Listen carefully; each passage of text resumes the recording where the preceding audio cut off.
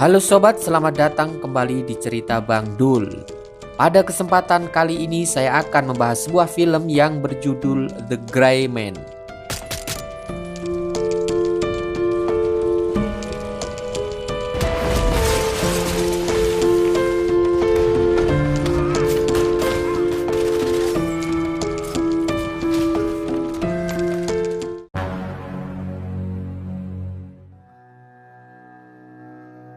Di awal film pada tahun 2003 di sebuah penjara Florida, Amerika Serikat, tampak seorang narapidana yang sedang bertemu dengan rekannya. Dia bernama Court Gentry dan rekannya yang sudah sedikit tua ini bernama Fitzroy. Kedatangan Fitzroy ternyata untuk membebaskan Gentry dari penjara, namun dengan syarat dia harus mau menjadi anggota CIA. Dan dia akan dilatih menjadi mesin pembunuh yang elit dengan nama program Sierra.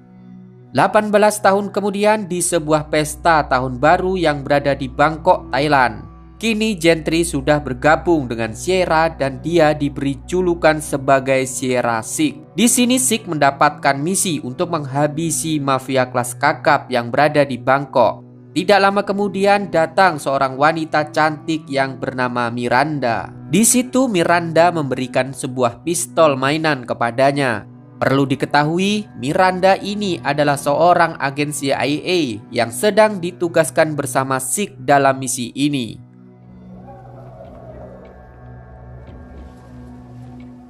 Kemudian Six masuk ke sebuah ruangan menggunakan pistol mainan itu. Ketika di dalam, Six membuka sebuah kotak yang berisi senjata mesin. Di tempat lain, atasan Six yang bernama Danny Carmichael sedang mengawasi Six melalui CCTV. Tidak lama kemudian, mafia itu pun datang bersama para ajudannya. Setelah mafia itu berada di dalam, Six pun memberitahu Danny kalau dia sudah mengunci targetnya.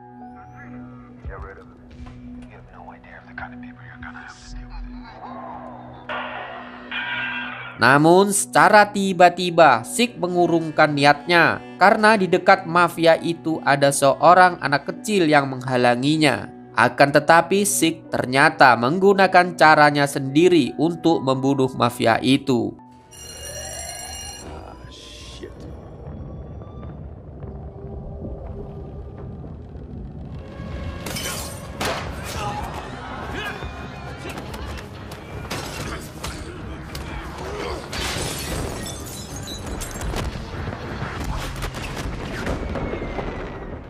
Di situ mafia ini mengatakan kalau dia adalah mantan anggota Sierra sama seperti Six dan dia memiliki julukan sebagai Sierra Four.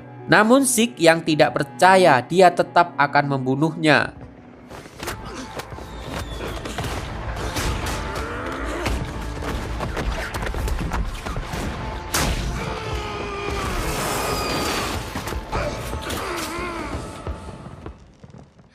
Pada akhirnya Six berhasil menusuk mafia tersebut tepat di bagian jantung. Sebelum menghembuskan nafas terakhirnya, mafia ini memberikan info tentang program Sierra kepada Six. Dia juga memberitahu Six agar dirinya jangan mudah percaya dengan Danny. Kemudian mafia tersebut memberikan sebuah kalung liontin kepadanya. Setelah itu Miranda pun tiba. Di situ Six mengatakan kalau mafia ini ternyata adalah seorang Sierra sama seperti dirinya. Sementara para agen yang lain menggeledah mayat mafia itu, lalu menginfokan ke Danny kalau barang yang mereka cari tidak ada.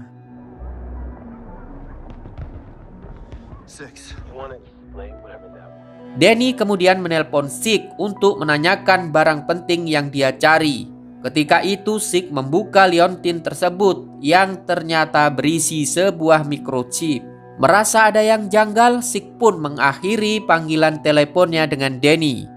Kemudian Six mendatangi sebuah warnet untuk mencoba membuka isi file dari microchip tersebut. Karena harus menggunakan kode, Six tidak bisa membukanya. Setelah itu dia pun mengirimkan microchip tersebut ke seseorang.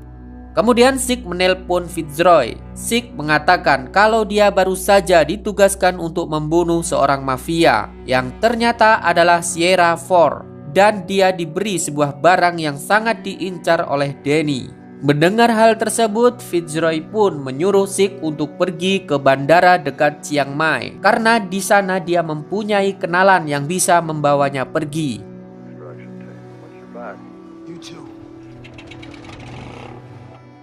Di sisi lain, Danny sedang bersama sekretarisnya yang bernama Susana. Di situ Danny berencana menghubungi seseorang yang bernama Hansen untuk ditugaskan menangkap Sik demi mendapatkan microchip tersebut.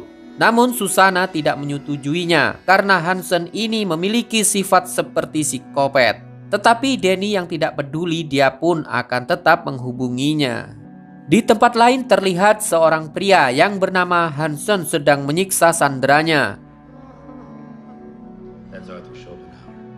Kemudian Hansen mendapat panggilan telepon dari Danny. Danny memerintahkan Hansen untuk segera menangkap Sik karena Sik telah memegang file rahasia yang bisa membuat mereka semua masuk penjara, dan Hansen akan ditemani oleh Susana dalam misi ini. Di situ Hansen bertanya apakah Sik dekat dengan Fitzroy. Jika dekat, dia akan mencari Fitzroy terlebih dahulu.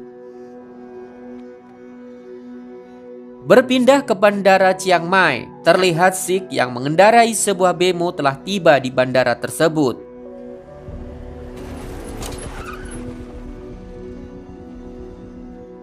Sementara itu Miranda yang sedang berada di sebuah bandara, dia pun ditelepon oleh Danny yang mengajaknya untuk bertemu di Berlin. Di sisi lain, Fitzroy yang sedang menghadiri pemakaman kerabatnya ternyata telah ditunggu oleh Hansen. Kedatangan Hansen tersebut adalah untuk menanyakan keberadaan Sik. Namun di sini Fitzroy tidak mau memberitahunya. Mendengar hal tersebut, Hansen pun memberitahu Fitzroy jika dia telah menyandera keponakannya yang bernama Clary. Kembali ke Sik yang sedang di perjalanan. Di sana rekan Fitzroy yang ditugaskan untuk mengantarkan Sik tiba-tiba mendapat telepon dari Fitzroy. Fitzroy menyuruh rekannya itu untuk segera membunuh Sik. Hal tersebut Fitzroy lakukan karena dia mendapat ancaman dari Hansen. Sik yang sudah mengetahuinya, dia pun segera melawan para kru pesawat di sana hingga pesawat tersebut pun rusak.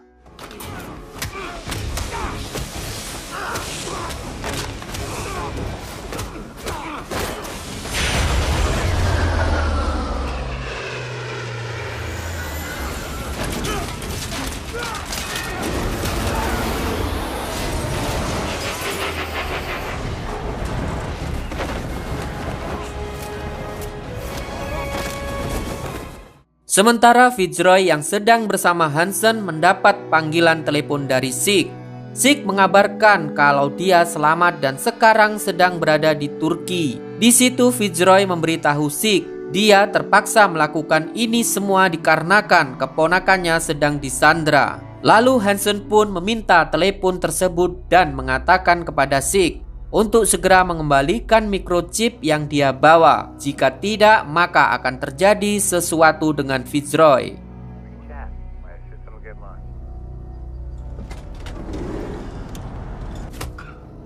Setelah itu Hansen memberitahu Fitzroy kalau saat ini semua pasukan elit miliknya sudah disiapkan dan akan segera menemukan tempat persembunyian Sik.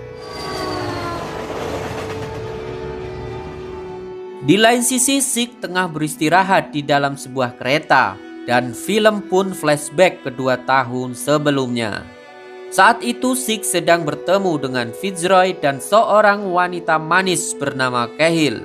Di sini Fitzroy menugaskan Sik untuk menjaga Clary yang berada di Hong Kong dikarenakan Fitzroy akan ada urusan di luar negeri. Setelah itu Sik pun dipertemukan dengan Clary. Di sana dia pun mulai menjalani hari-harinya menjadi seorang penjaga. Malam harinya ketika Sik sedang berjaga, dia melihat Clary yang tiba-tiba pingsan. Dengan sigap Sik pun segera membawanya ke rumah sakit terdekat. Sedikit info, ternyata Clary ini jantungnya telah dipasang sebuah alat bantu yang dapat dideteksi dari jarak jauh. Dan dia tidak diperbolehkan untuk melakukan hal yang sekiranya membuat dirinya menjadi lelah, karena hal tersebut sangat berbahaya untuk kesehatannya. Beberapa waktu kemudian, ketika Sik sedang berbincang-bincang dengan Clary di rumah, di sana dia pun melihat ada yang tidak beres dengan CCTV rumah tersebut. Kemudian Sik menyuruh Clary untuk segera tidur.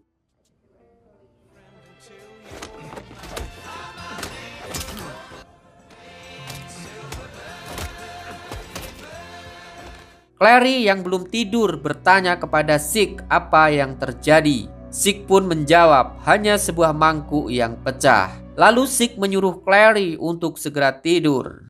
Kembali lagi ke saat ini. Sik yang telah tiba di suatu tempat, di sana dia pun mengambil sebuah paket yang berisi uang dan sebuah alamat. Kemudian Sik mendatangi alamat tersebut. Di sana dia bertemu dengan seseorang bernama Charles. Ternyata kedatangan Sik ke sini adalah untuk menanyakan tentang keberadaan Clary saat ini. Perlu diketahui, Charles ternyata seorang hacker profesional dan sangat ahli di bidangnya.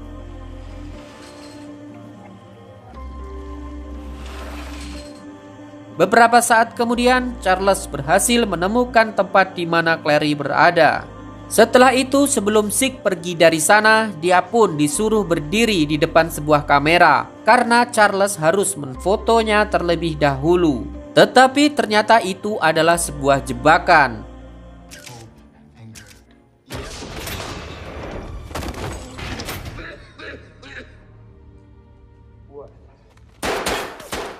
Di situ Charles pun memberitahunya kalau dia akan mendapatkan uang sebesar 50 juta dolar dari seseorang karena telah menangkapnya. Ternyata Hansen sudah menyebarkan poster Sik di seluruh penjuru dunia dengan imbalan uang yang sangat banyak. Berpindah ke Berlin, ternyata tujuan Danny mengajak Miranda bertemu adalah untuk menginterogasinya mengenai keberadaan Sik. Namun Miranda tidak mengetahuinya karena setelah dari Bangkok dia belum pernah sama sekali bertemu dengan Sik. Di situ Danny pun memberitahu Miranda jika Sik telah membawa aset berharga milik CIA dan itu sangat berbahaya. Di sisi lain, Sik sendiri ternyata sedang menyiapkan alat seadanya untuk menghancurkan kaca yang menutup tempat dia dikurung. Sementara Hansen yang sedang berada di pesawat mendapat kabar jika Sik telah ditangkap di suatu daerah bernama Vina. Kemudian dia pun meminta anak buahnya untuk mendaratkan pesawatnya di daerah tersebut. Sik yang telah berhasil menghancurkan pipa saluran air, di sini dia ternyata berencana untuk membuat ruangan tersebut penuh dengan air, sehingga memiliki tekanan yang cukup untuk menghancurkan kaca tersebut. Di waktu yang sama Hansen telah tiba di tempat itu. Dengan kejinya Hansen malah menembak Charles yang berhasil membuat Sik terkurung di dalam sumur.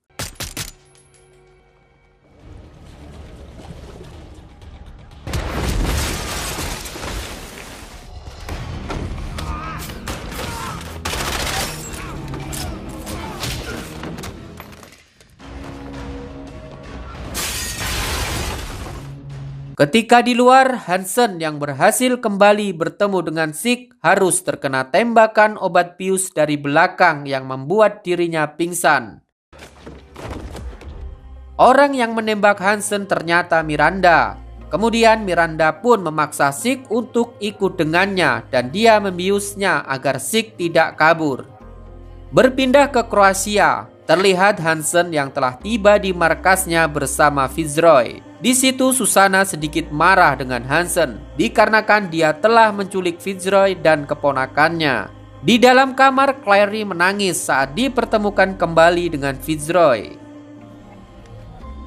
Sementara di sisi lain, Miranda yang melihat Sik telah sadar ketika di perjalanan, dia pun menanyakan keberadaan microchip yang sedang diincar oleh Danny. Sik menjawab kalau microchip tersebut telah dia kirimkan ke seorang mantan anggota CIA bernama Cahill yang tinggal di daerah Praha.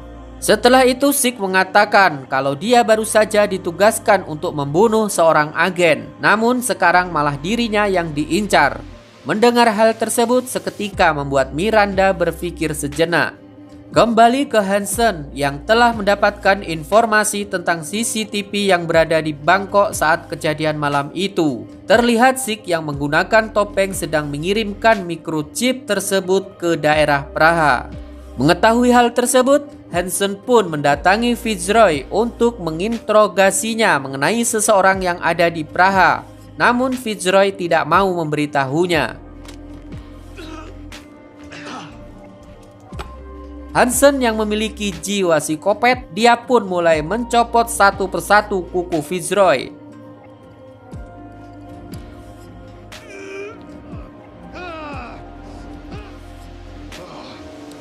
Namun Fitzroy tetap saja tidak mau menjawab. Hansen yang gila, dia pun berkata kepada Fitzroy, bagaimana kalau keponakannya dibawa ke sini. Sementara di sisi lain Miranda ternyata kepikiran dengan apa yang diucapkan oleh Sik. Lalu mereka berdua pun sampai di kediaman Cahill. Ketika di dalam, Sik pun menanyakan tentang isi file microchip yang dia kirimkan ketika itu. Di sana mereka pun diperlihatkan isi file microchip tersebut yang ternyata tentang semua kejahatan termasuk bisnis ilegal yang dilakukan oleh Danny. Maka dari itu Danny mengincar Sierra 4 karena 4 memegang kunci semua kebusukan Danny dan Danny memanfaatkan CIA untuk dijadikan alat pembunuh orang-orang yang menurutnya dapat merusak reputasi dirinya.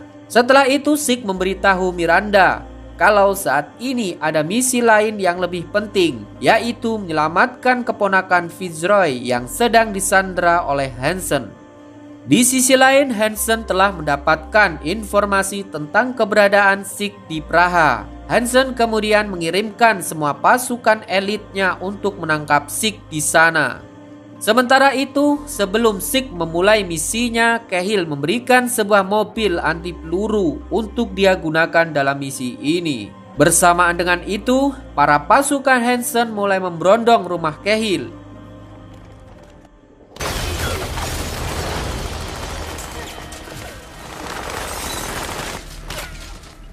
Sik yang melihat Miranda telah membawa kunci mobil tersebut, dia pun menyuruhnya untuk segera pergi, sedangkan Sik akan menyelamatkan Cahill. Akan tetapi ketika Sik masuk pintu rahasia, Cahill malah menutupnya dan membiarkan Sik pergi dari sana. Di saat para pasukan Hansen mulai masuk, mereka semua terkejut melihat Cahill yang sedang memegang sebuah bom untuk bunuh diri. Sementara Sik yang berhasil keluar, dia pun harus dikejar pihak kepolisian, sehingga membuatnya menabrak sebuah mobil dan lalu tertangkap.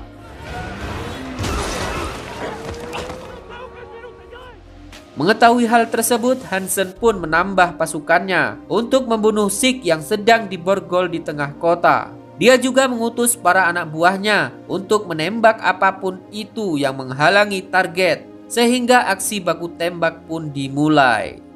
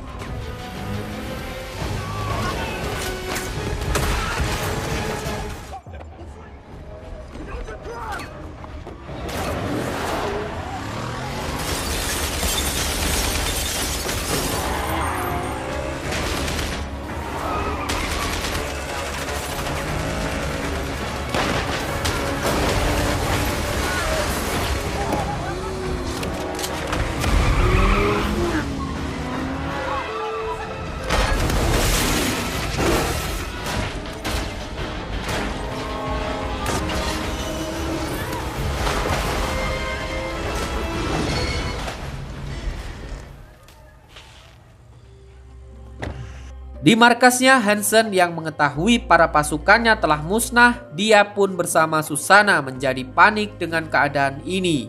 Tetapi ternyata masih ada satu orang India yang menghubungi Hansen dan mengatakan kalau dia telah melacak keberadaan Zeke.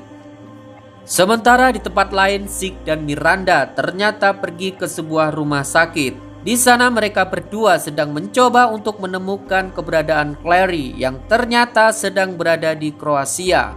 Saat mereka hendak keluar, Zeke tiba-tiba diserang oleh seorang pria menggunakan pisau. Pria tersebut adalah orang India yang sebelumnya menghubungi Hansen. Pria ini bernama Afik. Melihat Afik yang berhasil mengambil microchip tersebut, mereka berdua pun berusaha untuk merebutnya kembali. Namun naas, di sini Zeke malah harus terkena tikam di bagian pinggang. Lalu Afik pun kabur dari sana.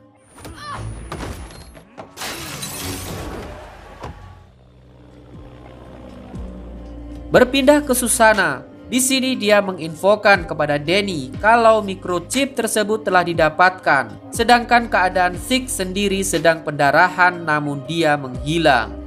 Di sisi lain, Zeke bersama Miranda ternyata sedang bersembunyi di suatu tempat untuk mengobati luka tusukan yang Zeke alami. Ketika itu Miranda pun menanyakan kepada Zeke kenapa dulunya dia sempat dipenjara. Ternyata ketika Zeke masih remaja, dia telah membunuh ayahnya untuk membela saudaranya. Ketika itu Zeke merasa kalau dirinya benar, tetapi dia malah harus dipenjara hingga akhirnya dipertemukan dengan Fitzroy. Berpindah ke Afik yang telah tiba di kediaman Hansen. Sesampainya di sana dia pun langsung memberikan microchip yang selama ini mereka inginkan. Sementara itu, tanpa mereka ketahui, Zeke dan Miranda ternyata telah tiba juga di sana melalui jalur belakang. Kembali ke ruangan Hansen. Di sini Afik mendengar kalau Hansen akan membunuh seorang anak kecil. Hal tersebut membuat dirinya menjadi sangat kecewa dengan misi ini. Tidak lama kemudian, mereka pun dikejutkan dengan listrik yang tiba-tiba mati.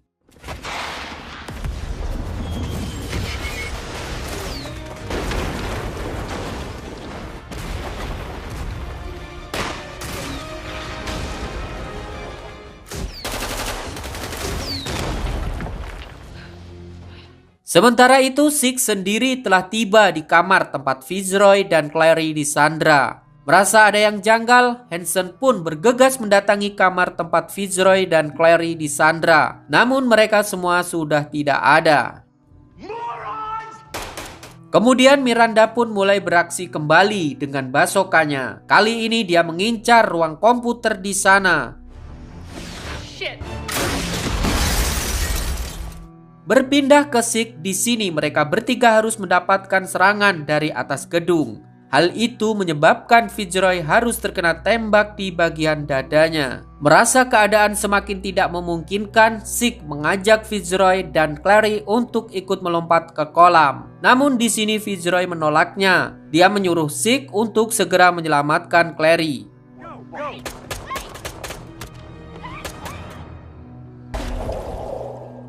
Tidak lama kemudian, Fitzroy yang telah ditemukan oleh Hansen bersama anak buahnya. Di situ ternyata Fitzroy akan mengorbankan dirinya dengan meledakkan secuil granat yang ada di tangannya. Berpindah ke Miranda yang telah masuk ke ruangan komputer. Kedatangan Miranda ternyata telah ditunggu oleh Afik yang masih berada di sana.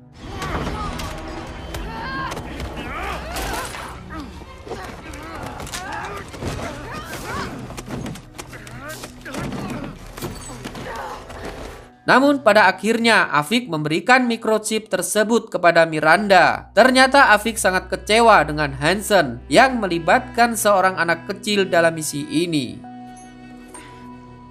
Sementara itu Hansen yang ternyata selamat dari ledakan tersebut, di sini dia pun bergegas mengejar Zeke dan Clary.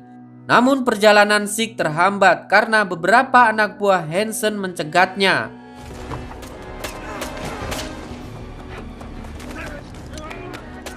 Di sini Clary membantu Zeke dengan menembak Hansen menggunakan sebuah pistol kembang api yang membuat beberapa jari Hansen putus.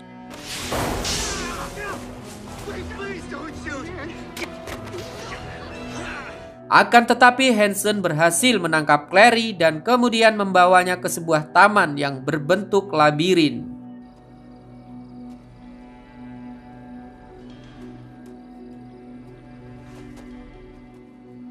Setelah beberapa lama mencari, pada akhirnya Zeke berhasil menemukan Hansen yang sedang menyanda Clary di tengah taman tersebut. Di sisi lain, Miranda tengah membidik Hansen dari atas gedung. Akan tetapi di sini Hansen malah melepaskan Clary. Hansen meminta kepada Zeke untuk mau berduel secara jantan dengannya.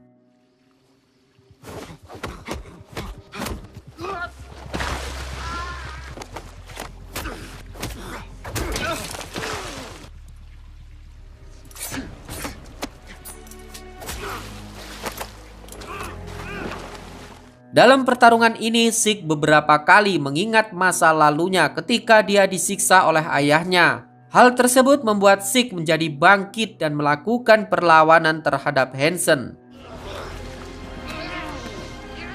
Dan ketika Zeke mengunci leher Hansen, tiba-tiba Hansen terkena tembak tepat di bagian dada. Ternyata yang menembak adalah Susana. Sehingga Hansen pun harus meregang nyawa di tempat tersebut.